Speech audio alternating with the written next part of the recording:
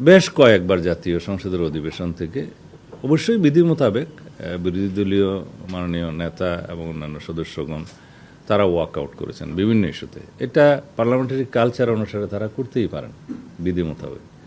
কিন্তু যে সমস্ত ইস্যুতে তারা ওয়াকআউট করেছেন ওখানে কিছু কিছু তথ্য সঠিক ছিল না, ওনারা সঠিকভাবে উপস্থাপন করেনি। হয়তো তারা সরকারি দলের উপরে বিভিন্ন বিষয়ে দোষ চাপিয়েছেন বলা যায়, এবং ওখানে আবার নির্বাচনের কিছু ইস্যু তুলে এবং অন্যান্য প্রাসঙ্গিক কিছু বক্তব্য তুলে তারা যে কয়েকবার ওয়াকআউট করেছেন সেই বিষয়গুলো আমার মনে হয় যে যৌক্তিক হয়নি। সেই বিষয়গুলো আমরা তাৎক্ষণিকভাবে যতটুকু অ্যাড্রেস করা দরকার পার্লামেন্টে সেইটুকুন আমরা অ্যাড্রেস করেছি। কিন্তু ওনারা যখন বাইরে এসে প্রেসের সাথে কথা বলেছেন তার মধ্যে অনেকগুলো বিষয়ে কথা বলেছেন যেগুলোর বিষয়ে আমাদের এখন বাইরে সেটার আমাদের জবাব দেওয়া প্রয়োজন। তা না হলে আমরা অনেকটা আপনাদের কাছে, মিডিয়ার কাছে, জাতির কাছে আমরা হয়তো আমাদের বিষয়টা পরিষ্কারভাবে তুলে ধরতে পারবো না। সেই জন্য আজকের এই প্রেস ব্রিফিং।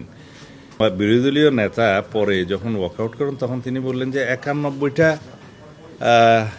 বিল এখানে উপস্থাপন করা হয়েছে, 16টা যাচাই বাছাই করে পরে উত্থাপন করা বলে বলা হয়েছে, বাকিগুলো গেল কোথায়? আইনমন্ত্রী সাহেব ফ্লোরে জবাব দিয়েছেন যে 91টার মধ্যেই কিন্তু বাকি 17টা অন্তর্ভুক্ত। কারণ কোনো কোনো অধ্যাদেশ জারি হওয়ার 15-20 দিন, 1 মাস 2 মাস পরে দ্বিতীয় সংশোধনী আনা হয়েছে, কোথাও কোথাও তৃতীয় সংশোধনীও আনা হয়েছে, মূলত অধ্যাদেশ একটা। তো যখন বিল আকার উত্থাপন করা হয় জাতীয় সংসদে, সব অধ্যাদেশগুলোকে এক করে একটা বিল আকারেই উত্থাপন করা হয়েছে। এইটা আমার মনে হয় মাননীয় বিরোধী দলীয় নেতা হয়তো খেয়াল করেননি।